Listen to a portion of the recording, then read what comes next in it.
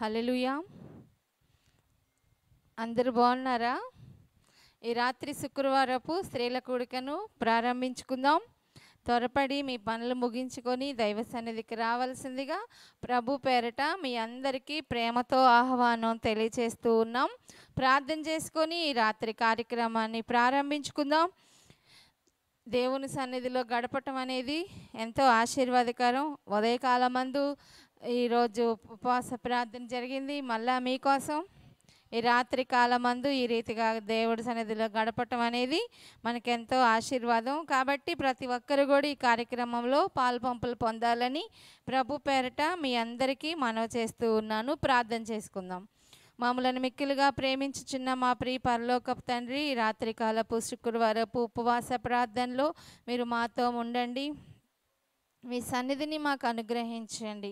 అనేక మంది స్త్రీలను గురించి మేము ధ్యానం చేస్తూ ఉన్నాం. ఈరోజు ఒక ప్రత్యేకమైన రీతిలో మీరు నాతో మాట్లాడండి, అలాగే బిడ్డలతో మాట్లాడండి. ప్రతి ఒక్కరు ఈ సమయాన్ని గుర్తించి సమయాన్ని సద్వినియోగపరుచుకునే వారిగా చేయండి. ఎవరు కూడా నిర్లక్ష్యంగా ఉండకుండా మీ మాటలు శ్రద్ధగా విన్నట్లు మీ కృపను దయచేయమని యేసయ్య నామమున అడిగి వేడుకుంటూ ఉన్నాము తండ్రి, ఆమేన్. అందరూ కూడా మరి ఈ లింక్ని ఇంకా మీ ఫ్రెండ్స్కి అలాగే మీ బంధువులకి షేర్ చేయండి. అలాగే ఇప్పుడు పాట ద్వారా దేవుని నామాన్ని గణపరుచుకుందాం. ఆ తర్వాత వాక్య భాగంలోకి వెళ్దాం.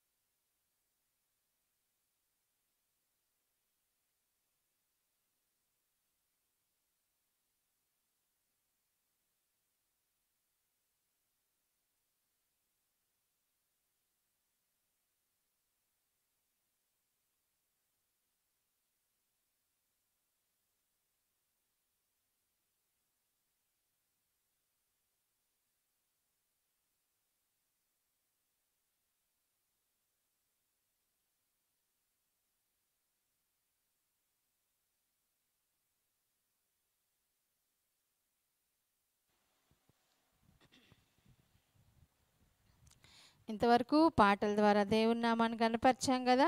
నిజంగా పాటలో పాడినట్లుగా మన దేవుడు మేలు చేయక ఉండలేని దేవుడు.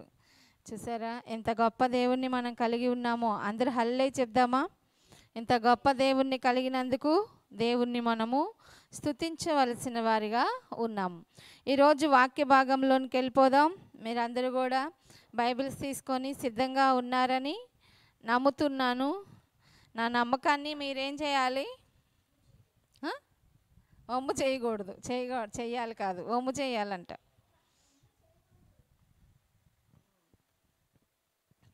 దేవుని సన్నిధిలో మనం ఉన్నాము. దేవునితో గడిపే సమయము మనకెంతో ఆశీర్వాదకరం.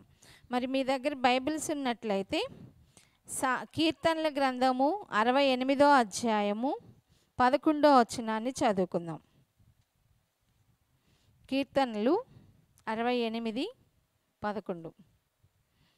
మీరు బైబిల్స్ తీసుకున్నారా, మొబైల్స్ తీసుకున్నారో నాకు తెలీదు. ఇక్కడున్న వాళ్ళు మాత్రం బైబిల్స్ చూడండి.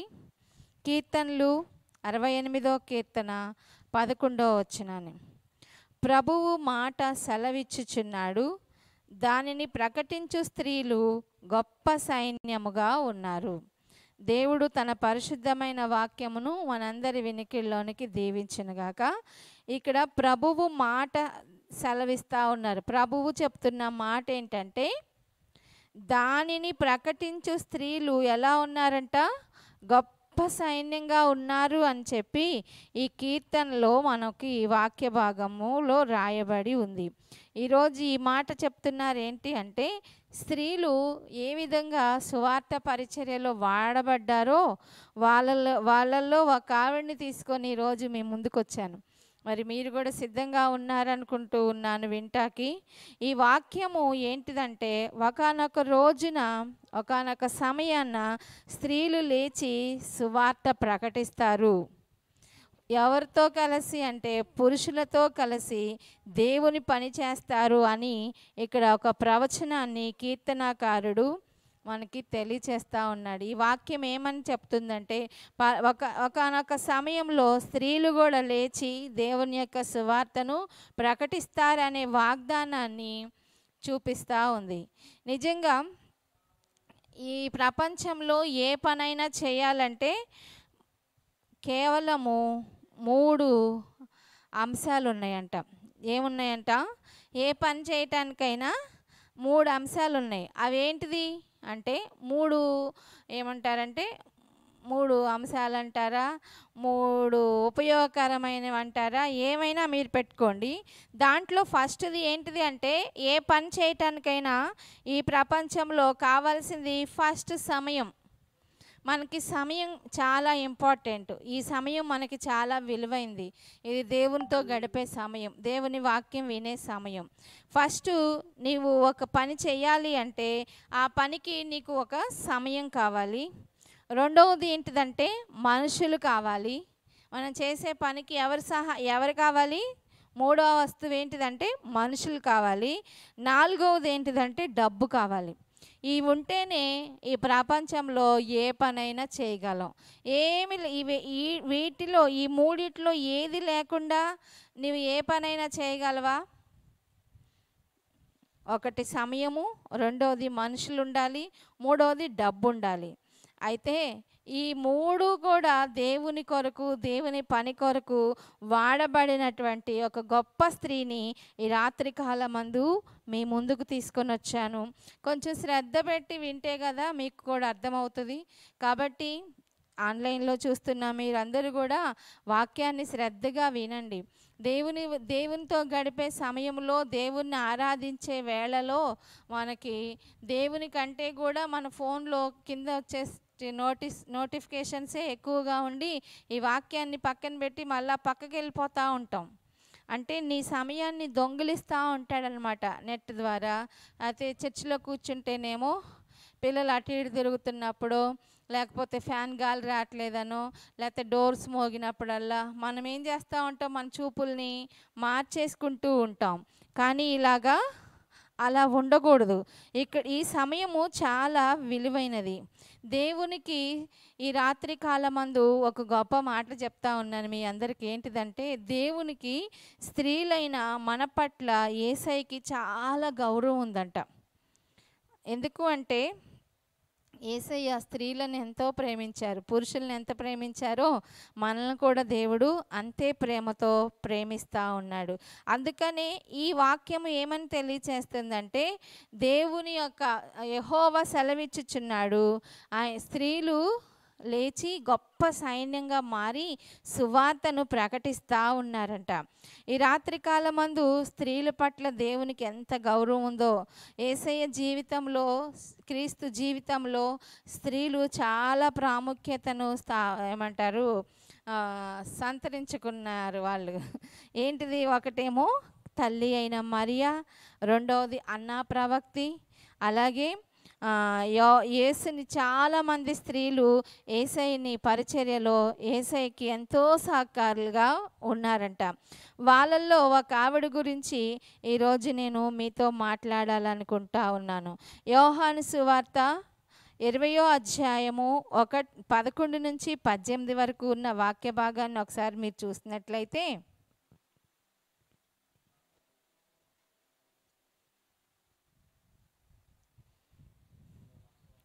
20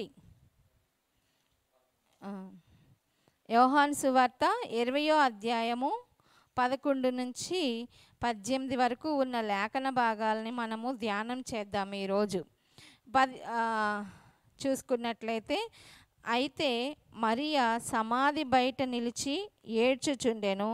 ఆమె ఏడ్చుచు సమాధిలోకి వంగి చూడగా, తెల్లని వస్త్రములు ధరించిన 2 దేవదూతలు యేసు దేహము ఉంచబడిన స్థలములో ఈ వైపున ఒకడు, కాళ్ళ వైపున ఒకడును కూర్చుండుట కనబడెను. వారు, అమ్మా, ఎందుకు ఏడ్చుచున్నావని ఆమెను అడగగా, ఆమె, నా ప్రభువును ఎవరో ఎత్తుకొని పోయిరి, ఆయనను ఎక్కడ ఉంచారో నాకు తెలియదని చెప్పెను. ఆమె ఈ మాట చెప్పి వెనుక తట్టు తిరిగి యేసు నిలిచి ఉండుట చూచెను గాని ఆయన యేసు అని గుర్తుపట్టలేదు. యేసు, అమ్మా, ఎందుకు ఏడ్చుచున్నావు, ఎవరిని వెతుకుచున్నావు అని ఆమెను అడగగా, ఆమె ఆయన తోటమాల అనుకొని, అయ్యా, నీవు ఆయనను మోసుకొని పోయిన ఎడల ఆయన్ని ఎక్కడ ఉంచుతావో నాతో చెప్పుము, నేను ఆయన్ని ఎత్తుకొని పోదునని చెప్పాను. యేసు ఆమెను చూచి మరియా అని పిలిచెను. ఆమె ఆయన వైపు తిరిగి ఆయనను హెబ్రీ భాషతో రబ్బూని అని పిలిచెను. ఆ మాటకు బోధకుడా అని అర్థం. యేసు ఆమెతో, నేను ఇంకా తండ్రి యొద్దకు ఎక్కిపోలేదు కనుక నన్ను ముట్టుకోవద్దు. అయితే నా సహోదరుల యొద్దకు వెళ్ళి, నా తండ్రియు మీ తండ్రియు, నా దేవుడును మీ దేవుడినైన వాని యొద్దకు ఎక్కిపోవచ్చున్నానని వారితో చెప్పమనెను. మగ్దలేని మరియ వచ్చి, నేను ప్రభువుని చూచి తిని ఆయన నాతో ఈ మాటలు చెప్పెనని శిష్యులకు తెలియచేసెను. దేవుడు తన పరిశుద్ధమైన వాక్యమును మనందరి వినికిల్లోనికి దీవించునుగాక. ఈరోజు మనం చెప్పుకోబోయే లేడీ ఎవరో మీకు ఆల్రెడీ అర్థమైపోయి ఉంటుంది కదా. ఆమె మగ్దలేనే మరియా. ఇక్కడ ఏమంటారంటే, మనము ఈ రాత్రికాలమందు మగ్దలేని మరియకు ఒక ఆశ ఉంది. ఆశను దేవుడు తీర్చారు. మరి ఈ రాత్రికాలమందు ఈ కార్యక్రమానికి లేకపోతే ఈ సమయానికి మీరు దేని కొరకు వచ్చారో, మనము దేని కొరకు ఆశపడుతున్నామో ఆశను తీర్చటానికి లేదా నెరవేర్చటానికి మన ప్రభువు సిద్ధంగా ఉన్నాడు. ఆయన వాగ్దానం చేశాడు కదా, అడుగుడి మీకు ఇవ్వబడును, వెదకుడి మీకు దొరుకును. అంటే నేను సమీపముగానే ఉన్నాను మీకు. మగ్దలేని మరియ వచ్చి దేవుని గురించి, ఆయన మాటల గురించి మగ్దలేని మరియ శిష్యులకు తెలియచేస్తూ ఉంది. అసలు ఈ మగ్దలేని మరియ ఎవరో ఒకసారి ఆమె గురించి చూద్దామా? లూకాసు వార్త 8వ అధ్యాయము 2వ వచనం చూద్దాం. మీరందరూ కూడా శ్రద్ధగా దేవుని వాక్యాన్ని వింటున్నారనుకుంటూ ఉన్నాను. వింటే మీకే మేలు. లూకాసు వార్త 8వ అధ్యాయము 2వ వచనం చూద్దాం. ఫస్ట్ నుంచి చదువుకుందాం. వెంటనే ఆయన దేవుని రాజ్య సువార్త తెలుపుచు ప్రకటించుచు ప్రతి పట్టణములోను ప్రతి గ్రామంలోను సంచారము చేయుచుండగా 12 మంది శిష్యులను అపవిత్రాత్మలను వ్యాధులను పోగొట్టబడిన కొందరు స్త్రీలను అనగా 7 దెయ్యములు వదిలిపోయిన మగ్దలేనే అనబడిన మరియయు హేరోదు యొక్క గృహ నిర్వాహకుడు కూజా భార్యయగు యోహన్నాయు సుసన్నాయు ఆయనతో ఉండిరి. వీరును ఇతరుల అనేకులను తమకు కలిగిన ఆస్తితో వారికి ఉపచారము చేయుచు వచ్చిరి. ఇందాక చెప్పాను కదా, మనం ఒక పని చేయాలంటే ఆ పనికి సమయం కావాలి, మనుషులు కావాలి, తర్వాత డబ్బు కావాలి. ఈ మూడింటిని కూడా త్యాగం చేసిన వారే గ్రేట్ పర్సన్లు. ఇక్కడ ఈ మగ్దలేని మరియను గురించి మనం చూసుకున్నట్లయితే, ఈ మగ్దలేని మరియ యేసు ప్రభు ఈ లోకంలో మనిషి కుమారుడిగా ఉన్నప్పుడు అనేక పట్టణాలని, ప్రాంతాలని, రాష్ట్రాలని, రాజ్యాలని ఆయన సంచరిస్తున్న క్రమంలో ఈ పట్టణానికి ప్రభు వచ్చిన వార్త విని 12 మంది శిష్యులు ఎప్పుడు ఆయనతో పాటే ఉంటారు కదా. అయితే ఈమెకి ఎన్నో సంవత్సరాల నుంచి ఒక బలహీనతగా ఉంది. ఆ బలహీనతను బట్టి ఎంతోమంది డాక్టర్స్ దగ్గరికి వెళ్ళుంటుంది, ఎన్నో ట్రీట్మెంట్లు చేసి ఉంటుంది. దెయ్యం పోతాకి తాళ్ళు కట్టు ఉంటుంది, మెళ్ళో కట్టు ఉంటుంది, ఏమైనా చేసి ఉంటుంది. కానీ ఆమెకి ఎక్కడ కూడా ఏమవ్వలేదు, స్వస్థత జరగలేదు. అయితే ఆమెకి దేవుని దగ్గరికి వెళ్తే స్వస్థతని ఆమె వినింది. వినుట వలన ఏం జరుగుతుంది? విశ్వాసం కదా.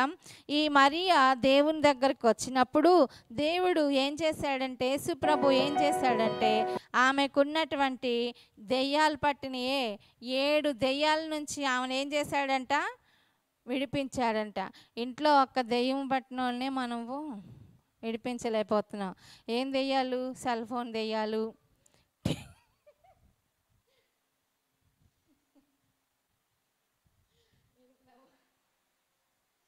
సెల్ ఫోన్ దెయ్యాల నుంచి విడిపించలేకపోతున్నాం. తర్వాత తిండి పిచ్చి నుంచి విడిపించలేకపోతున్నాం. ఇంకా చెప్పండి, ఇవన్నీ దెయ్యాలే. అంటే లిమిట్ తప్పామంటే వాటిలో మనకి ఏమైనట్లు? బంధించబడినట్లే.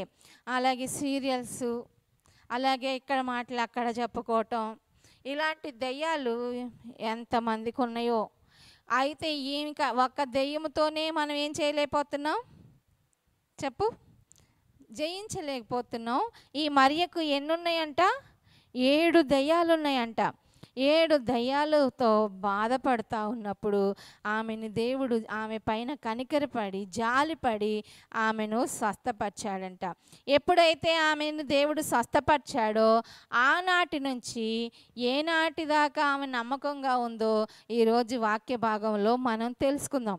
చాలామంది చాలా అవసరతల కొరకు దేవుణ్ణి వెతుకుతారు, దైవ సన్నిధిలో కనపడతాము, తర్వాత మర్చిపోతాం. అంటాము నాకు సమయం లేదు అంటాము, నాకు సమయం లేదు, నాకు టైం లేదు అంటాము. అయితే ఈ మరియ గురించి మనం తెలుసుకుందామా? ఈ మరియను కనుక మనం చూసుకున్నట్లయితే దేవుణ్ణి వెంబడించటానికి ఈ మరియ ఏమి కూడా భక్తిపరురాలు కాదు. అర్థమైందా? ఈమె భక్తిపరురాలు కాదు. ఎందుకంటే ఈమె నిండా ఏమున్నాయి? దెయ్యాలు ఉన్నాయి. 7 దెయ్యాలు పట్టినటువంటి ఈమె దేవుణ్ణి వెంబడించడం అంటే ఎంత గొప్ప ఆశీర్వాదమో కదా. ఈమె ఏమంటారంటే మొదటి శతాబ్దంలో చాలా మూఢ విశ్వాసాలు, మూఢనమ్మకాలు కలిగినటువంటి కాలంలో ఉంది ఈ మగ్దలేని మరియ. అయితే ఆ మూఢ విశ్వాసాలన్నిటి యొక్క సంఖ్యలన్నిటినీ ధైర్యంగా తెంచిపడేసింది. మరి 20వ శతాబ్దానికి చెందిన స్త్రీలైన మనము అలా ఎందుకు ఉండకూడదు? దేవుని పని చేయమంటే ఎన్ని ఆటంకాలు చెప్తాం మనం. మా ఆయన దూరం అయితే ఎలానివ్వడండి అని ఆయన మీద సాకులు చెప్తాం. లేకపోతే మా పిల్లలకి ఎగ్జామ్స్ అండి అని పిల్లల మీద సాకులు చెప్తాం.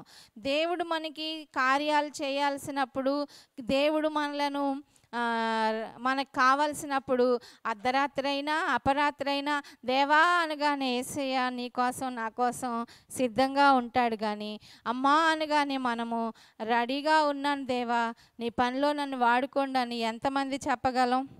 అప్పుడు మూఢనమ్మకాలు, మూఢ ఆచారాలు, ఈ పద్ధతులన్నీ ఉన్న కాలంలోనే ఒక ధైర్యంతో ముందుకు వెళ్ళింది మగ్దలేని మరియ. మనము 20వ శతాబ్దంలో ఉన్నాం. 20వ శతాబ్దంలో ఉన్నటువంటి మనము ఎందుకు మరియ వలె కాకూడదు? ఒకసారి ఈరోజు ఒక ప్రశ్న వేసుకుందామా? ఆమె దేవుణ్ణి ఏం చేసిందంటే ప్రభువుగాను, రక్షకుడుగాను, విమోచకుడుగా చేసింది అనుకుంది. కాబట్టి యేసయ్యని అమితంగా ప్రేమించింది. నిజంగా దేవుడంటే మనకు ప్రేమ ఉంటే అది ఎంత సమయమైనా, ఎంత దూరమైనా, ఎంత భారమైనా ఆ పనిని మనము తప్పకుండా చేస్తాము. దేవుడికి నీవు నేనంటే అదే ప్రేమ. అందుకనే ఈసారి నేను ఇంకొక వాక్యాన్ని సిద్ధపడతా ఉన్నాను. అది అప్పుడప్పుడు ఆదివారాలు కొంచెం కొంచెం చెప్తాను. డాక్టర్ యేసు గురించి మీకు చెప్పాలనుకుంటా ఉన్నాను. ఆ డాక్టర్ దగ్గరికి వెళ్తే ఏ బలహీనతలు పోతాయో, ఏమి ఇస్తాడో, ఏం చేస్తారో ఆ డాక్టర్ గురించి అప్పుడప్పుడు కొంచెం కొంచెం మీకు చెప్తాను. సండేసు జాగ్రత్తగా వినండి. ఇప్పుడు ఈ మగ్దలేని మరియను చూసుకున్నట్లయితే దేవుడు ఆమెకి స్వస్థత ఇచ్చాడు. అయితే ఆ స్వస్థత ఇచ్చినటువంటి దేవుణ్ణి అమితంగా ప్రేమిస్తుందంట. హల్లెలూయా. నిన్ను కూడా దేవుడు స్వస్థపరుచుతున్నాడు. నువ్వేం కోరుకుంటున్నావో అది నీకు ఇస్తున్నాడు. కానీ నీవు అంత ప్రేమగా ఆయన్ని చూడగలుగుతున్నావా? ఆమె దేవుణ్ణి ఒక ప్రభువుగా చూసిందంట, రక్షకుడిగా చూసింది, విమోచకుడిగా చూసింది. నేను ఆరాధించే ఆయన, నేను వెంబడించే ఆయన ప్రభువు, రక్షకుడు అని ఆమె యేసయ్యని బాగా ఏమంటారంటే ప్రేమించినటువంటి యేసుని గురించిన ప్రేమ ఆమె ఏమంటారంటే ఆమెలో రోజు రోజుకి దేవుని మీద ప్రేమ పెరిగిపోతూ ఉందంట. క్రీస్తు ప్రేమ ఆమెను బలవంతం చేస్తూ ఉంది. ఈ రాత్రి కాలమందు దేవుని వాక్యం వినాలన్నా, ప్రార్థించాలన్నా, దేవుని సన్నిధికి రావాలన్నా దేవుని ఎడల ప్రేమ ఉండాలి. అప్పుడే మనము చూడగలం, చేయగలం, రాగలం. ప్రేమ లేకపోతే ప్రేమ లేని వాళ్ళకి గంజి కూడా ఇవ్వం మనం. అర్థమవుతుందా? దేవుడంటే మనకి ప్రేమ ఉంటే ఈ క్రమాలని మనము మిస్ చేసుకోము. అలాగే నువ్వు దేవునితో గడిపే సమయాన్ని నీవు మిస్ చేసుకోవన్నమాట. ఈ రాత్రికాలమందు శ్రద్ధగా దేవుని మాటలు వింటున్నారని నేను అనుకుంటూ ఉన్నాను. దేవుడు మనలను ప్రేమించారు కాబట్టే ఇలాంటి అవకాశాలు మనకిస్తూ ఉన్నాడు. ఈమెలో క్రీస్తు ప్రేమ ఆమెని బలవంతం చేయటం వలన ఆమె ఒక తీర్మానం తీసుకుందంట. ఏంటిది అంటే, నన్ను దేవుడు స్వస్థపరిచాడు, నా కుటుంబంలో దేవుడు కార్యం చేశాడు కాబట్టి నా మరణ పర్యంతం వరకు కూడా నేను ఆయనను వెంబడిస్తాను. మనం కూడా ఇలాంటి తీర్మానాలు ఎన్నో చేసుకొని ఉంటాం కదా. దేవా, నా బిడ్డల విషయంలో ఇలా చేస్తే గనక నేను నా జీవితకాలం అంతా ఇలా నేను నీకు నమ్మకంగా ఉంటానయ్యా, ఈ తీర్మానం నేను చేస్తానయ్యా, ఇలా నేను ఉంటానయ్యా, అలా చేస్తానయ్యా అని చెప్పి ఎన్నో తీర్మానాలు నువ్వు గనుక చేస్తే, నాకు ఈ కార్యం చేస్తే గనుక నేను ఇలా చేస్తాను, నాకు ఈ కార్యం చేస్తే నేను అలా చేస్తా అంటూ ఎన్నో తీర్మానాలు మనం చేసుకుంటా ఉన్నాం. నీ తీర్మానాలకి దేవుడు ఆశపడడు. కానీ దేవుడు చూసేది ఏంటంటే ఎలాంటి హృదయంతో మనం చేస్తున్నామా అని ఆలోచిస్తాడు. కానీ దేవుడు నీ కార్యం చేస్తాడు. నువ్వు కొన్నాళ్ళు కరెక్ట్గా ట్రాక్లోనే ఉంటావు, తర్వాత ట్రాక్ తప్పిపోతూ ఉంటాం. అందుకే మళ్ళా మనకేమొస్తూ ఉంటాయి? సమస్యలు వస్తూ ఉంటాయి.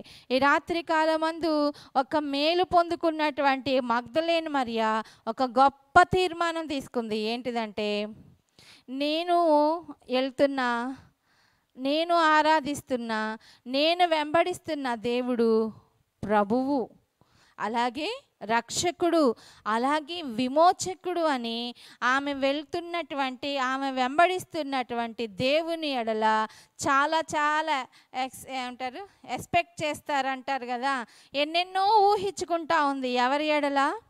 దేవుని ఎడల. అందుకే ఏమని చెప్పిందంటే, నా జీవిత కాలం అంతా నేను ఆయన్ని వెంబడిస్తాను అందంట. అంటమే కాకుండా ఆమెకి కలిగినటువంటి సమస్తాన్ని కూడా ఆయన సేవకై వ్యయపరిచిందంట.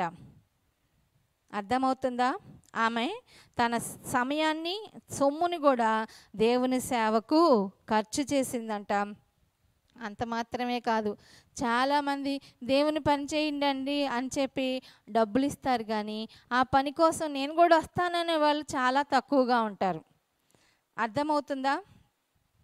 డబ్బు కావాలి, కానీ దాంతో ఇందాక చెప్పాను కదా, సమయం కావాలి, మనుషులు కావాలి, డబ్బులు కావాలి ఒక పని చేయాలంటే. ఈ మరియ కూడా దేవునికి సేవ కొరకు తన సొమ్ముని వ్యయపరిచింది. అంత మాత్రమే కాకుండా యేసయ్య ఏ పట్టణాలకు వెళ్తుంటే ఆ పట్టణాలకు ఏం చేసింది? ఆమె వెళ్తూ వచ్చిందంట.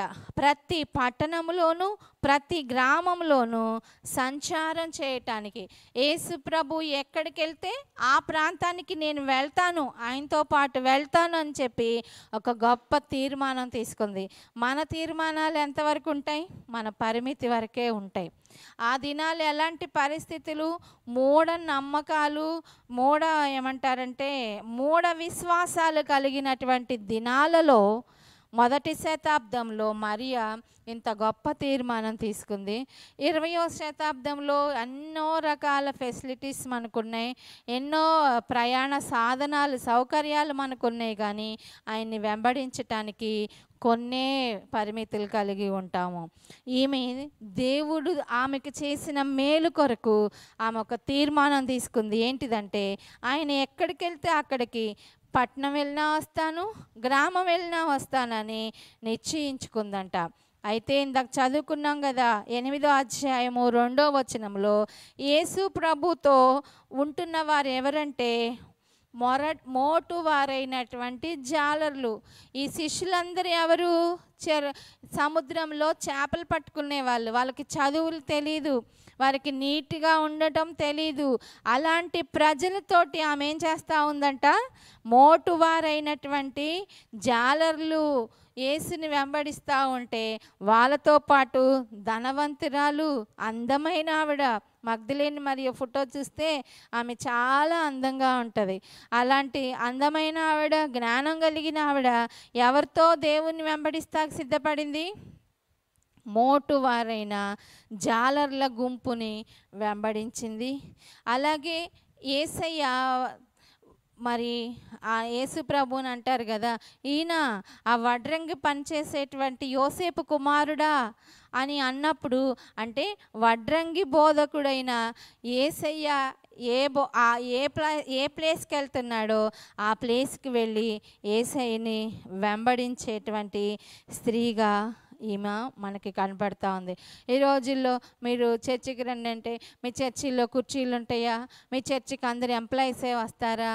నీట్గా ఉంటారా? ఉద్యోగస్తులు ఉంటారా?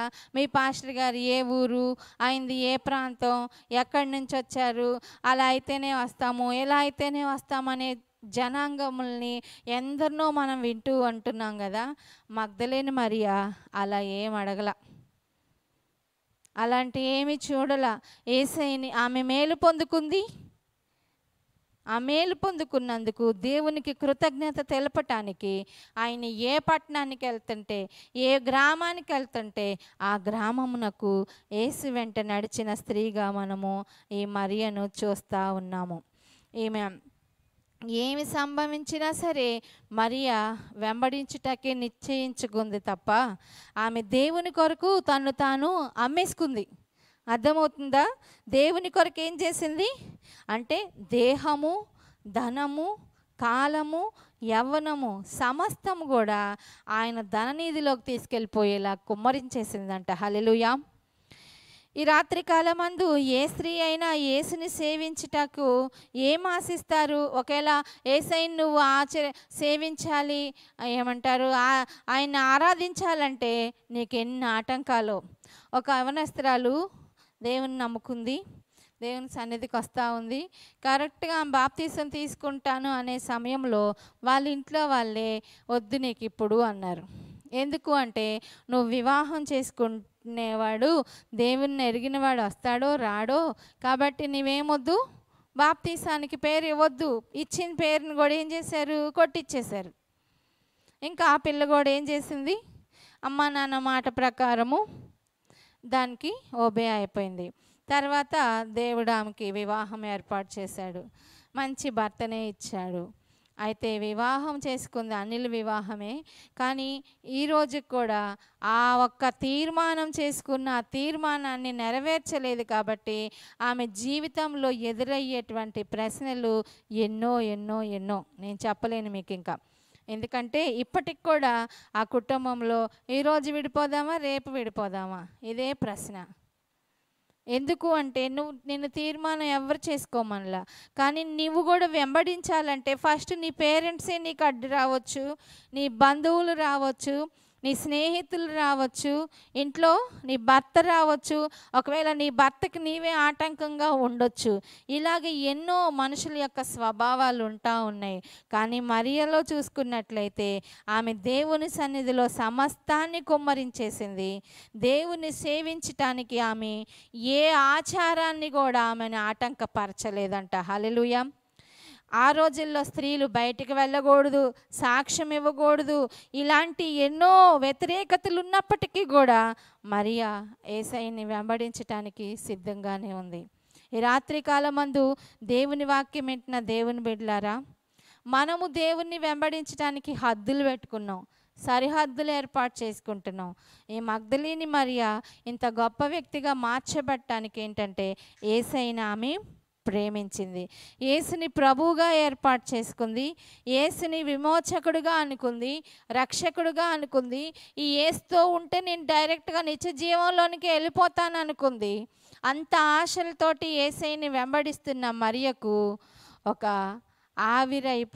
ఆశలు ఆవిరైపోయేటువంటి ఒక సందర్భం ఎదురైంది. అదే యేసు సిలువకి ఎక్కటం. జాగ్రత్తగా వింటున్నారా? యేసుని సిలువ వేస్తున్నారు, సిలువ వేయబడుతున్నాడు అని చెప్పి తెలియగానే మరి ఆశలన్నీ కూడా ఆవిరైపోయినాయి. తనకి నిత్య జీవాన్ని ఇస్తాననుకున్న దేవుడు ఇప్పుడు ఏమైపోయారు? జీవిత ప్రవాహంలో కిరాతకులైన హంతకుల మధ్య ఖైదీల దగ్గర ఆయన కట్టబడి ఆయన రక్తము గడ్డ కట్టేలాగా వారు ఆయనను కొట్టటం చూస్తున్నటువంటి ఆ సిచ్యువేషన్ చూసిన మరియా ఒక్కసారిగా ఆశలన్నీ కూడా ఆవిరైపోయినాయి. ఎందుకంటే నన్ను 7 దెయ్యాల నుంచి విడిపించాడు, నాకు నిత్య జీవాన్ని ఇస్తాడు, నా జీవితకాలమంతా ఈయన సజీవుడుగానే ఉంటాడు, నేను వెంబడించవచ్చు నేను అనుకున్నటువంటి మరియా ఇప్పుడు మనం ఏ సీజన్లో ఉన్నాం?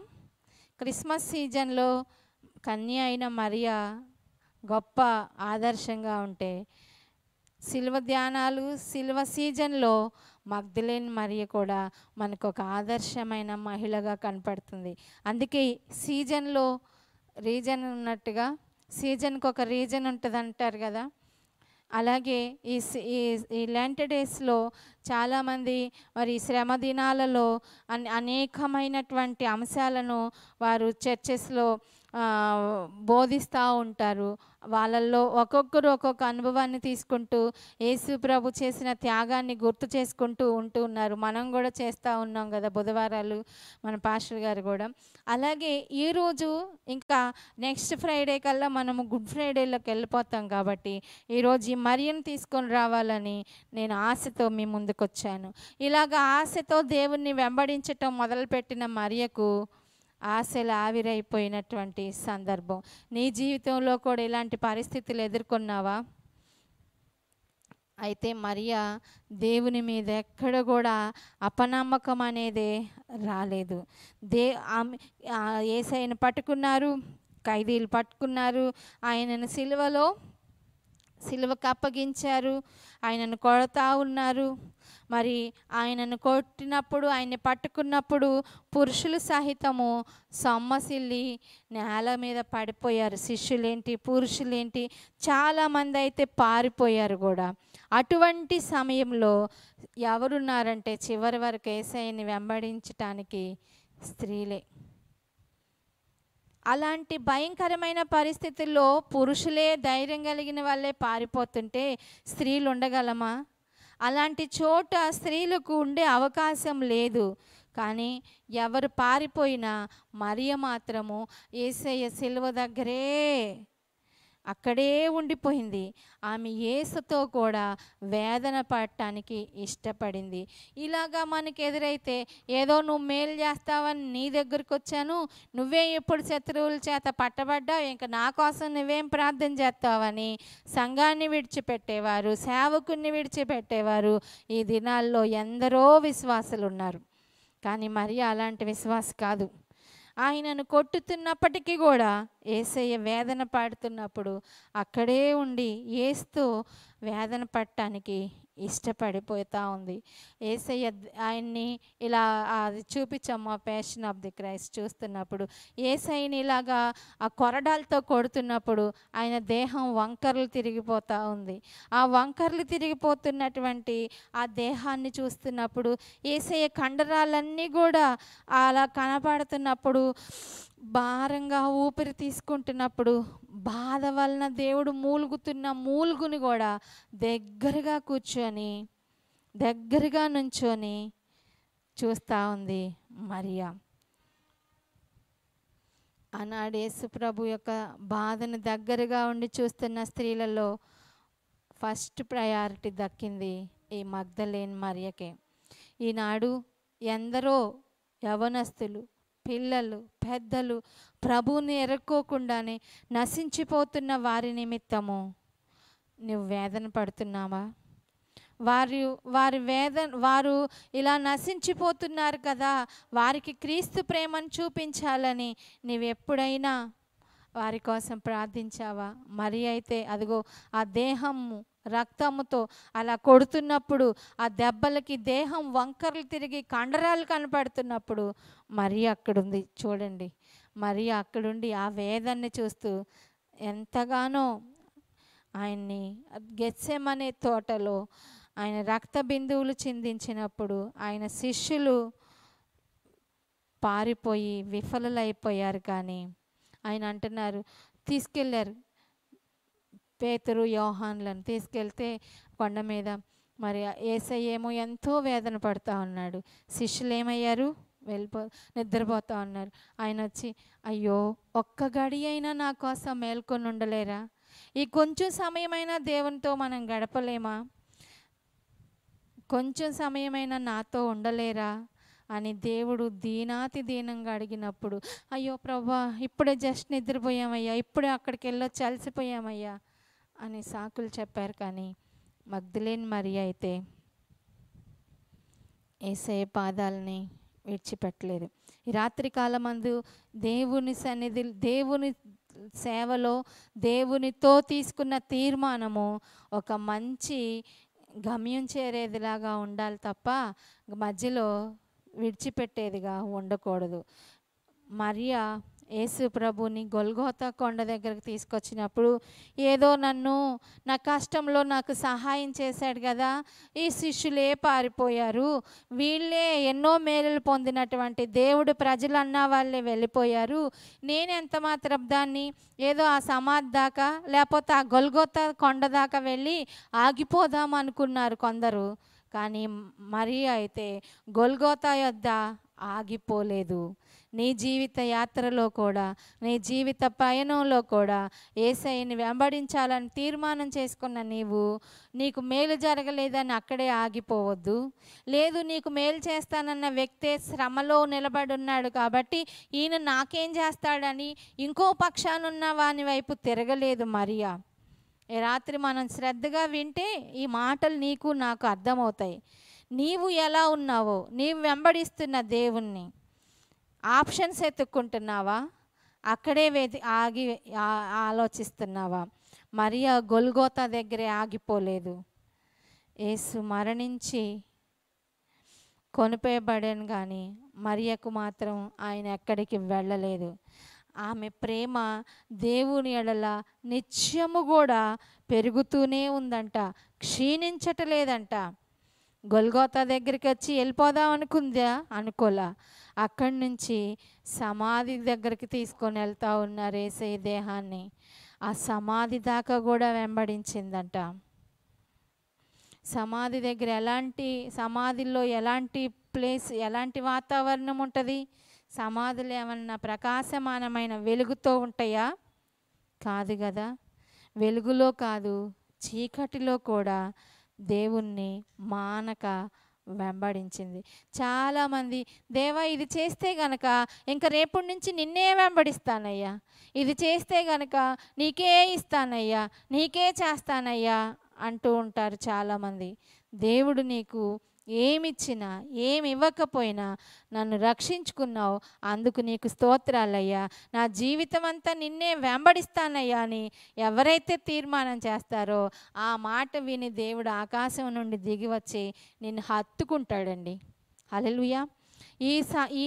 ఈ ఫార్ములా మనకు తెలియక నువ్వు చేస్తే ఇస్తా, నువ్వు చేస్తే చేస్తా అంటూ ఎన్నాళ్ళైనా నీకు చేయడు దేవుడు. ఎందుకంటే నాకేమి ఇచ్చినా ఏమి ఇవ్వకపోయినా నేనేమైనా ప్రభువా నిన్నే స్తుతిస్తాను, నాకేమున్నా ప్రభువా నీకే అర్పిస్తాను, నేనేమై ఉన్నానో అది నీ దయవలనేనయ్యా, నాకున్నవన్నీయు నీవిచ్చినవేనయ్యా, నేనేమైనా ప్రభువా నిన్నే స్తుతిస్తాను అని ఎవరైతే చెప్తారో వారి కోసము దేవుడు లేక వృద్ధాప్యమందు అబ్రహాముకి ఇస్సాకిస్తే నాకు ఇవ్వమన్నప్పుడు ఇచ్చేస్తే దేవుడు ఊరుకున్నాడా? ఆకాశము నుండి దిగి పొటేల్ని పంపించి కుమారునికి మారుగా దాన్ని ఇచ్చిన దేవుడు నీ పక్షాన కార్యం చేయడా? ఈ రాత్రి కాలమందు దేవుణ్ణి మనం వెంబడించాలని తీర్మానం చేసుకుంటే అక్కడ వెంబడించటానికి వెళ్ళిన దేవుడే ఇప్పుడు మానవ రూపంలో లేడు. ఆయన గెత్సెమనే దాకా వెంబడించి ఆగిపోదామనుకోలేదు, సమాధి దగ్గరకు వెళ్ళింది. సమాధిలో ఏముంది? చీకటి, కీస్ కీస్ అనే శబ్దాలు. ఈ మధ్య మేము మా ఊరు వెళ్ళాం. అదేంటో కానీ ఏమంటారు, కరెక్ట్గా మేము వెళ్ళిన రోజే వర్షం మొదలెట్టింది. మేము తాళప్రోలు దాటాము. తాళప్రోలు దాటిన దగ్గర నుంచి వర్షం వస్తే మధ్యలో సిరివాడ అనే గ్రామం ఉంది, అక్కడ ఒక లైబ్రరీ ఉంది. అక్కడ ఆగాం, వర్షం వస్తుంది కదా అని. సరే అక్కడ ఆగిన కొంచెం సేపటికి ఏమైందంటే వర్షం తగ్గిపోయింది. వర్షం తగ్గిపోయింది కదా అని చెప్పి మేము బయలుదేరి ఇంకా ఆ షెల్టర్ దాటేసి కొంచెం ముందుకెళ్ళాము. మేము ముందుకెళ్ళి ఇంకా మా ఊరు వెళ్ళే దారిలో వరకు కూడా అక్కడ ఏమీ కూడా లేవు, ఒక్క శ్మశానాలు తప్ప. మేము కరెక్ట్గా సిరివాడ వంతెన దాటామో లేదో మళ్ళా పెద్ద వర్షం. పాస్టర్ గారు నేను బండి మీదే ఉన్నాం. పెద్ద వర్షం ఎక్కడ దాక్కుందో ఆ పక్కన ఉన్నాయన్నీ సమాధుల దగ్గరికి వెళ్ళి నుంచోగలమా చెప్పండి? అంటే పట్టపగలే అమ్మో సమాధుల దగ్గర వద్దు, పద ముందుకెళ్ళిపోదాం అని మనసులో ఆగేస్తూ ఉంటుంది.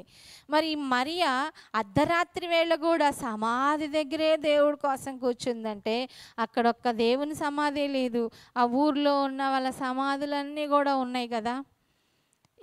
ఎన్నెన్నో అంటారు పుకార్లు చెప్తారు, ఎన్నెన్నో చెప్తూ ఉంటారు. అక్కడ శబ్దం వచ్చింది, ఇక్కడ శబ్దం, ఇలాంటి మాటలు ఆమె కూడా ఎన్నో వినుంటుంది. ఆల్రెడీ ఆమెకి దెయ్యాలు ఏడుబట్టి ఉన్న స్త్రీ కదా, ఆ సిచ్యువేషన్స్ అంతా ఆమెకు తెలుసు. కానీ ఆమె భయపడలా. చీకట్లో కూడా దేవుణ్ణి వెంబడించటానికి సిద్ధపడినటువంటి స్త్రీ ఎవరంటే ఈ మగ్దలేన్ మరియా. అక్కడికి వెళ్ళింది. ఏ పురుషుడు కూడా సమాధి దగ్గరికి వెళ్ళినట్టు కనిపించలేదు. అయితే పరిపూర్ణ ప్రేమ భయమును వెళ్ళగొట్టిద్దని దేవుడు చెప్పినట్లుగా పురుషులు యేసుని సమాధిలో పెట్టి వెళ్ళిపోయారు, కానీ మరియ అక్కడే సమాధికి ఎదురుగా కూర్చుని ఉండిందంట. చీకటిలో శ్మశానం యొద్ద ఒక స్త్రీ కూర్చొని ఉండటం ఎంత విడ్డూరం.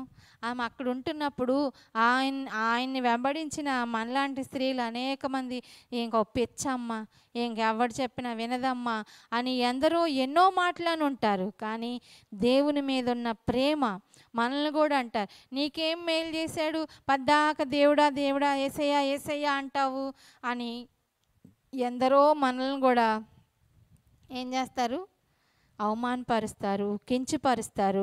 అలా మరి మాకు లేదా భక్తి, మాకు లేదా ప్రేమ, మేము ఏసయ్య కానుకలు ఇవ్వలేదా, ఏసయ్య వెంబడించలేదా, ఆయన కొండ మీద మీటింగ్స్ పెడితే అక్కడికి రాలేదా, సముద్రంలో పెడితే రాలేదా, ఇలాగా ఎన్నో మాటలు అన్నారు. కానీ మరి ఎవరి మాటలు పట్టించుకోలే.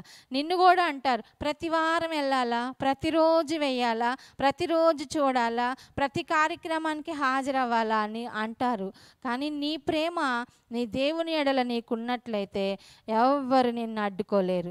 వాళ్ళ మీద వీళ్ళ మీద మనం ఏం సాకులు చెప్పకూడదు. అర్థమవుతుందా? మరియకు కూడా సలహాలు ఇచ్చారు, ఎన్నో ప్రణాళికలు ఇచ్చారు, కానీ మరియ వినలా. యేసయ్య సమాధికి ఎదురుగానే కూర్చొని విమోచకుడు కొరకు ఎదురు చూస్తూ ఉంది. మరియ మరణ పర్యంతరము కూడా ఆయన్ని వెంబడించింది. మరి నీవు అలా వెంబడించగలవా చెప్పండి?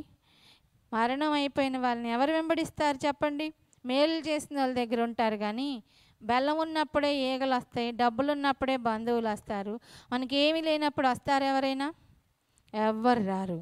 కానీ యేసయ్య ఎన్నో పప్పలు ఇచ్చినప్పుడు, ఎన్నో బహుమతులు ఇచ్చినప్పుడు, ఎన్నో మేలులు చేసినప్పుడు గుంపులు గుంపులు జనం ఉన్నారు.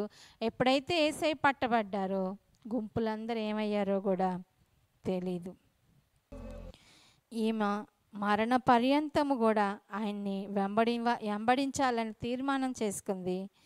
అది ఎంతగా అంటే ఎంతగా దేవుణ్ణి ప్రేమించిందంటే ఆమె ప్రేమ నిష్కపటమైన మాదిరి అయిన ప్రేమగా ఉందన్నమాట. అంతం వరకు ఆయనను వెంబడించింది.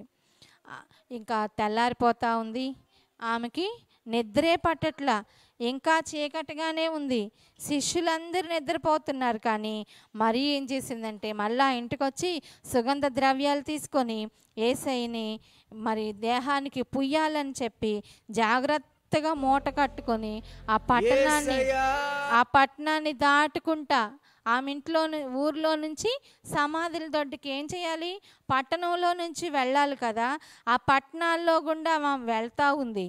అలాగే ఒక ఆవిడ కూడా దేవుడు తలుపు తడుతూ ఉంటాడు, ప్రాణేశ్వరి నా ప్రియకుమారి నేను మీ ఇంటికి వచ్చాను, నీ తలుపు తెరవా అంటే ఇప్పుడే నేను స్నానం చేశాను అంటది. నా తల మంచుకు తడిసిపోతుంది అంటే అయ్యో ఇప్పుడే నేను అంటారు సెంటు రాసుకున్నాను, నేను తలుపు తీయలేను అంటా ఉంటుంది. ప్రియుడు ఎంతోసేపు బతిమలాడతాడు, ఆ స్వరం ఆమె గుర్తుపట్టలేదు. తర్వాత ఎప్పటికో ఆమెకి ఇది నా ప్రియుని స్వరం అని అర్థమయ్యి గబగబా ఇది నా ప్రియుని స్వరమే కదా అని డోర్ ఓపెన్ చేస్తే ప్రియుడు వెళ్ళిపోయాడు. ఈ ప్రియుడు వెళ్ళిపోయాడు కదా అని ఈ స్త్రీ ఏం చేసింది, పట్టణంలోకి వెళ్ళింది. వెళ్తే ఏం చేశారంటే కావలి వారు ఆమెను పట్టుకొని చితక బాధేశారు. అలాంటి భయంకరమైన ఆ పరిస్థితిలో ఆ స్త్రీ దేవుణ్ణి వెదకటానికి వెళ్ళింది, కానీ కావలి వారు ఆమెను ఏం చేశారు, ఆమెను పట్టుకొని బంధించేశారు. కానీ ఈ మరియను ఆ పట్టణమును దాటుకొని వెళ్తూ ఉన్నప్పుడు కావలి వారికి మరియ భయపడలేదు, కావలి వారు కూడా ఆమెను ఏమీ కూడా చేయలేదు. ఎందుకు అంటే అందరూ వెళ్ళిపోయారు, కానీ మరియ యోహాను సువార్త 20వ అధ్యాయము 10-11 వచనాలు మీరు ఇంకా బాగా చదవండి. మరియ అంటుంది, శిష్యులు వెళ్ళిపోయారు కానీ మరియ మాత్రము అక్కడే ఉంది. ఎక్కడుంది? యేసయ్య ఎక్కడున్నారు అక్కడే ఉంది. ఆమెను ఏది కూడా నిరుత్సాహపరచలేదు, ఆమె పట్టు విడవలేదు. ఆమె ఇద్దరు దేవదూతలను చూసినప్పటికి కూడా ఏం చేసింది ఆమె? వెనుతట్టుకు తిరిగింది. ఆమె దేవదూతలను చూచుటకు ఆశ్చర్యపడలేదు. పరిగెత్తుకుపోయి ఈ సువార్తని ఎవరికి చెప్పింది? శిష్యులకు చెప్పింది. ఆమె యేసు ప్రభు ఆమెను పిలుస్తారు కదా, పిలిచినప్పుడు ఆమె దేవుణ్ణి గుర్తుపట్టలేదంటే ఒక భక్తుడు చెప్తున్నాడు, ఆమె ఏడ్చి ఏడ్చి ఉందంట. అందుకని ఏడ్చితే మన కళ్ళల్లో ఏముంటాయి? కన్నీళ్ళుండి ఎదురున్న వస్తువు మనకి నీట్గా కనిపించదు, క్లారిటీగా కనిపించదు. అందుకే మరియకు యేసయ్య పిలిచాడు కదా, నేనే అంటే మరియా అనగానే ఆమె తోటమాలనుకుంది కదా. ఎందుకు అంటే ఆమె కన్నీరు కార్చి ఆ కన్నీళ్ళకి యేసు ప్రభు ఆమెను పిలిచినప్పుడు చూడలేని దానిలాగా ఉంది. చాలాసార్లు మనం కూడా ఎంతో దుఃఖంతో ఉన్నప్పుడు గౌక్కుని ఏదన్నా బైబిల్ చదువుకున్నా కానీ మనకు ఆ వర్డ్స్ కనిపించవు. తర్వాత మళ్ళీ వాటిని మనం నీట్గా తుడుచుకుంటే కానీ ఏమవుతుంది? కనిపెడతాయే. మరియ కూడా అందుకే యేసు స్వరాన్ని గుర్తించలేకపోయింది. ఈ రాత్రి కాలమందు మరియలో ఏమి నేర్చుకోవాలి? దేవుడు తనకు చేసిన మేలుకి ఆమె రుణం తీర్చుకుంది. ఇందాక మన పాట కూడా పాడుకున్నాం కదా, మేలు చేయక ఉండలేడు మన దేవుడు. రెండవ వచనం ఏంటిది? ఆరాధించే వేళయందు నీ హస్తములు తాకాయి నన్ను, పశ్చాత్తాపం నాలో కలిగింది, పాపినని నేను గ్రహించుకున్నాను. కాబట్టి నీ మేలుకు అలవాటైన నేను నిన్ను విడిచి నేను ఉండలేనయ్యా. ఈ మరియ తీర్మానం కూడా అదే. వింటున్నారా శ్రద్ధగా? దేవుడు తనకు చేసిన మేలుకి ఆమె కృతజ్ఞత ఏ విధంగా తీర్చుకుందంటే సిలువ దగ్గర కూడా ఏస్తూ ఉంది. రెండవది, ఆయన పాతిపెట్టిన స్థలం ఏంటిదో కనుక్కొని అక్కడికి వెళ్ళింది. ఆయన కళేబరానికి, ఆమె దేహానికి సుగంధ ద్రవ్యాలు, ఆ రక్తంతో కూడిన దేహాన్ని ఎవరు ముట్టుకుంటారు? ఆ దేహానికి ఆమె అభిషేకించటానికి పెందల కాడనే వెళ్ళిందంట. నాలుగవది, ఆయన లేచిన తర్వాత సమాధి రాయి తీయబడిన సంగతి కూడా శిష్యులకు సువార్త తీసుకెళ్ళింది మరియే. అలాగే అక్కడే కూర్చొని మరియ ఏడుస్తూ ఉంది కదా, దుఃఖిస్తున్న మరియకు ఈయన యేసయ్య ప్రత్యక్షమయ్యారు. నేను లేచానని మరియా వెళ్ళి శిష్యులకు చెప్పు అన్నాడు. ఈరోజు ఈ మరియ నేటి భక్తులుగా ఉన్న మనకు కూడా ఒక రోల్ మోడల్గా ఉంది. ఇలా ఉన్నావా? దేవుని సువార్తను ఇతరులకు చెప్పేవారిగా ఉన్నామా? లేదు సువార్తను ఆటంకపరిచేవారిగా ఉన్నామా? ఒక గొప్ప ప్రసంగికుడిని ఇజ్రాయేల్ దేశానికి వాక్యం చెప్పడానికి ఆహ్వానించారంట. శ్రద్ధగా వింటున్నారా మీరు? ఈ మాట చెప్పి ఈ వాక్యాన్ని మనం ముగించుకుందాం. మరియలో ఉన్న గుడ్ క్వాలిటీస్ని మనం తీసుకుందాం. ఇన్ని ఇస్రాయేల్ దేశంలో అరబిక్ భాష మాట్లాడేటువంటి అరబిక్కుల మధ్య వాక్యం చెప్పటానికి ఈ సేవకుల్ని పిలిచారంట. అయితే ఈయన ఆ అరబిక్ భాషలో ఉన్న వారికి దేవుని యొక్క వాక్యాన్ని బోధిస్తూ ఉన్నారు. అది ఒక హాల్లో కూర్చొని అక్కడ మీటింగ్స్ ఏర్పాటు చేశారు. అరబిక్ భాష మాట్లాడేటువంటి యూదుల మధ్య పరిచర్య చేయటానికి ఆయన వెళ్ళారు. అక్కడ ఆయన వాక్యం బోధిస్తున్నప్పుడు ఆయనకు ఒక సంఘటన ఎదురైంది ఆ సంఘంలో, ఆ మీటింగ్లో. ఏంటిది అంటే, చాలామంది మరి యూదుల్లో చాలామంది అరబిక్ భాష మాట్లాడే వాళ్ళు ఉన్నారంట. వారికి సువార్త కూడికలు ఏర్పాటు చేశారని తెలిసినప్పుడు అరబిక్ భాష మాట్లాడే వాళ్ళందరూ కూడా ఆ సభకు వచ్చి హాజరయ్యారు. ఈయన ఇంగ్లీష్లో చెప్తుంటే అరబిక్ భాషలో ట్రాన్స్లేషన్ చేయటానికి ఇంకొకరిని ఏర్పాటు చేసుకున్నారు. ఆయన పాటలు అయిపోయినాయి, వాక్యము మొదలుపెట్టారు. వాక్యం మొదలుపెట్టినప్పుడు వాక్యం చక్కగా సువార్తికుడు వాక్యం బోధిస్తూ ఉన్నారు. జనం ఎంతో ఆశతో వస్తూ ఉన్నారు. వాక్యం వినేవారు వాక్యము వింటూ ఉన్నారు. అయితే ఈలోపు ఏమైందంటే, ఈవిడెప్పుడో ఒక ఆవిడొచ్చి ఇక్కడ కూర్చొని ఉన్నారు. తర్వాత లేటుగా వాళ్ళ ఇంటికి దగ్గరలో ఉన్న ఆవిడ లేటుగా వచ్చింది. ఈమెమో ముందొచ్చింది, ఆమెమో లేటుగా వచ్చింది. లేటుగా వచ్చి కూర్చున్న ఆవిడని కూర్చోనీయకుండా ఆవిడ కలిసి గట్టిగా ముచ్చట్లు చెప్పుకుంటున్నారంట. ఎక్కడ? పక్కనేమో మరి వేరే దేశం నుంచి ఇజ్రాయేల్ దేశానికి వెళ్ళి యూదుల్లో అరబిక్ భాష మాట్లాడే వారికి దేవుని సువార్త వినిపించాలన్న ఆశతో ఈ సేవకుడు వచ్చి వాక్యాన్ని బోధిస్తూ ఉంటే వాళ్ళిద్దరూ కూడా అరబిక్ భాషలో ఏదేదో గట్టిగా మాట్లాడుకుంటున్నారంట. ఇక వీళ్ళ ప్రసంగం అయ్యాకే నా ప్రసంగం చెప్దాంలే అని పాస్టర్ గారు మౌనం అయిపోయారంట. మౌనం అయిపోయినా కానీ కొంతమందికి సెన్స్ ఉపయోగించరు. మాట్లాడుకుంటూనే ఉన్నారు. వీళ్ళు మాట్లాడుకుంటూనే ఉన్నారంట. అదంతా కూడా ఇక్కడ వాక్యం చెప్పే పాస్టర్ గారు అలాగే అరబిక్ భాషలో ట్రాన్స్లేషన్ చేసేవారు కూడా ఉన్నారంట. మౌనంగా ఉండిపోయారంట. ఆ తర్వాత కొంచెం సేపటికి కానీ వీళ్ళేంటి హాల్ అంతా సైలెంట్గా ఉందని కొంచెం చూస్తే మన వల్లే అని వాళ్ళకి అర్థమయ్యి మౌనంగా అయిపోయారు. అప్పుడు ఇక్కడ వాక్యం చెప్పడానికి వెళ్ళిన పాస్టర్ గారికి అరబిక్ భాష రాదు కదా. ఆ ట్రాన్స్లేషన్ చేసి ఆయన్ని అడిగారంట, ఏంటి వాళ్ళిద్దరూ ఇందాకటి నుంచి ఒకటే సంభాషణ చెప్పుకుంటున్నారు, అసలు ఏం మాట్లాడుకుంటున్నారు అని చెప్పి ఆ పాస్టర్ గారు అక్కడే ఉండి ట్రాన్స్లేషన్ చేసి ఆయన్ని అడిగారంట. ఏంటి మాట్లాడుకుంటున్నారు, ఏమనుకుంటూ ఉంటారు మీరు చెప్పండి. లైవ్లో ఉంటున్నవారు లేదు ఇక్కడ ఉన్న వాళ్ళు చెప్పండి, ఏం మాట్లాడుకొని ఉంటారు? ఏం మాట్లాడుకున్నారంటే వాళ్ళు ఏం మాట్లాడుకుంటున్నారంటే ఈరోజు మరి మార్కెట్లో కోడిగుడ్ల ధర కూరగాయల ధర ఎలా ఉంది అని అడుగుతుందంట ఆవిడేమో చెప్తా ఉందంట.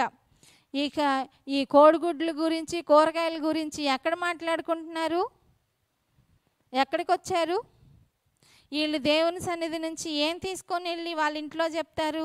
ఇంటికి వెళ్ళగానే చెప్తారు, ఇదిగో మన పక్కన ఆవిడ ఇందాకే మార్కెట్కి వెళ్ళిందంట, కోడిగుడ్లు ఇవాళ వరకే 3 రూపాయలంట, రేపటి నుంచి 5 రూపాయలంట, నువ్వు ఏమి తెలుసుకోవు, నువ్వు తేవు పెట్టవని చెప్పి ఇంట్లో మగవాళ్ళతో పోట్లాడతారు. అంతేగా? ఆయన అంటాడు, చర్చికి వెళ్ళి దేవుని వాక్యం చెప్పకుండా మీ పాస్టర్ గారు ఇవాళ మార్కెట్లో కోడిగుడ్ల ధర 10 రూపాయలు 5 రూపాయలు అని చెప్పారా అని అడుగుతారు. వాళ్ళు ఏమంటారు, పాస్టర్ అమ్మ గారిని అంటారు, మీ ప్రవర్తన ఏం బాగోపోతే. మేమేం అలా చెప్పం, మీకు మంచిగా ఉండాలనే చెప్తాం. కానీ ఈయనేది ఎక్కడ? మీరు కూడా అంతే చెప్తారు కదా, మీ పిల్లలకి స్కూల్కి వెళ్ళి శ్రద్ధగా చదువుకురా అంటారు, కానీ వాళ్ళు చదువుకురారు, స్కూల్లో చెత్త అంతా నేర్చుకొని వస్తారు. మనం కూడా అంతే. వీళ్ళిద్దరు కలిసి ఏం చేస్తూ ఉన్నారంట, దేవుని వాక్యం వినుకోకుండా ఈరోజు మార్కెట్లో కూరగాయల ధర ఎలాగున్నాయి, కోడిగుడ్ల ధరలు ఎలాగున్నాయి అని చెప్పి అరబిక్ భాషలో మాట్లాడుకుంటా ఉండగా ఆ సంభాషణ ఏమైందంటే సువార్త ప్రకటనకి అడ్డుగా మారిపోయింది. మనం మందిరంలో ఎలా ఉంటున్నాం? మరి అలా లేదు. మరి ఆ సువార్తను క్షుణ్ణంగా నేతరులకు చేరవేసింది. అలా చేరవేసే స్త్రీగా ఉండాలని ఈరోజు నేటి భక్తులందరికీ కూడా ఈ మరియా ఒక మాదిరిగా ఉంది. మరి నీవు కూడా ఉన్నావా? నీ కుటుంబానికి మాదిరిగా ఉంటున్నావా? దేవుడు చేసిన మేలుకి నీవు కృతజ్ఞత కలిగి ఉంటున్నావా?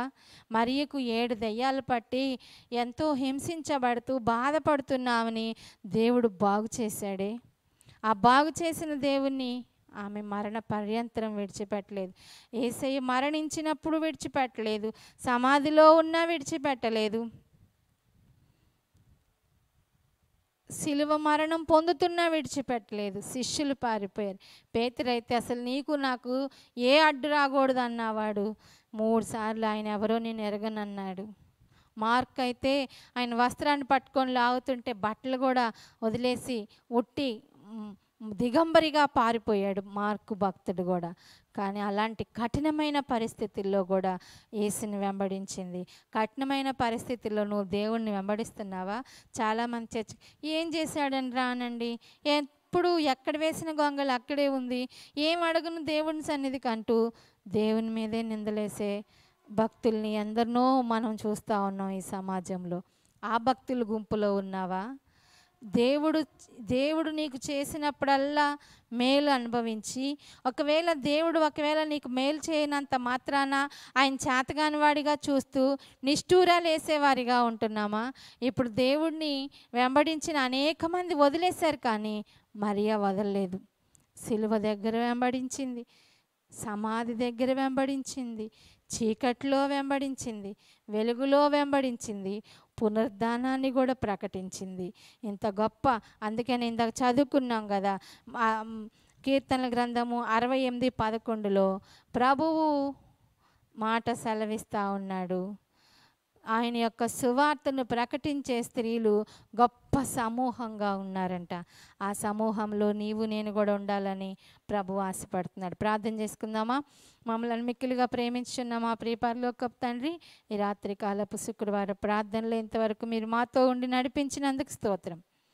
మరి మగ్దలేని మరియ గురించి మేము ధ్యానం చేస్తూ ఉన్నాం. నిన్ను వెంబడించాలని ఒక తీర్మానం తీసుకున్నప్పుడు కష్టమైన, సంతోషమైన, ఏదైనా సరే నో టర్నింగ్ బ్యాక్, ముందుకే వెళ్తాం తప్ప వెనక్కి చూడమని ఒక గొప్ప సాక్షిగా నేటి భక్తులందరికీ, స్త్రీలైన మాకు మాదిరిగా ఉన్న మరియను మేము గుర్తు చేసుకుంటున్నాం. ఆమెలో ఉన్న గుడ్ క్వాలిటీస్ని మేము తీసుకొని దానిలో మేము బలం పొందుకున్నట్లు నీ కృప నాకు మాకు అందరికి దయచేయమని యేసయ్య నామమున అడిగి వేడుకుంటున్నాము తండ్రి. ఆమేన్. అందరికీ వందనాలు. రేపు రాత్రి శనివారం ఉపవాస ప్రార్థనకి మిమ్మల్ని అందరినీ ప్రేమతో ఆహ్వానిస్తున్నాం. అలాగే ఆదివారము రేపు 1 తారీఖు, అలాగే ఆదివారం ఆరాధన ఉదయకాలం మందు ఫామ్ సండే, దానికి సిద్ధపాటు కలిగిన పాటలన్నీ కూడా సిద్ధపరచుకొని రండి సింగర్స్ అందరూ. అలాగే మీ ఫ్రెండ్స్కి, మీ స్నేహితులకు కూడా మన చర్చి కార్యక్రమాలని తెలియచేయండి. వారిని కూడా మీతో పాటు చర్చికి ఆహ్వానించి తీసుకురమ్మని ప్రభు పేరట మీ అందరికీ మనవి చేస్తూ ఉన్నాం. ఈ రీతిగా 5వ తారీఖు వరకు ఉపవాస ప్రార్థనలు ఉంటాయి. అలాగే 7వ తారీఖు గుడ్ ఫ్రైడే ఉదయము 12 గంటల నుంచి 3 గంటల వరకు శిలువ ధ్యానంలో మనం ఉంటాం. ఈ సమయాన్ని ప్రతి ఒక్కరు గుర్తుంచుకొని ఉపవాసంతో సిద్ధపడి దేవుని సన్నిధికి రావాలని, 7 మాటలు చెప్పేటువంటి దేవుని బిడ్డలకు దేవుడు మరింత ఆత్మ జ్ఞానం ఇచ్చి వారిని కూడా నిలబెట్టుకోవాలని మీరు అందరూ ప్రార్థన చేయండి.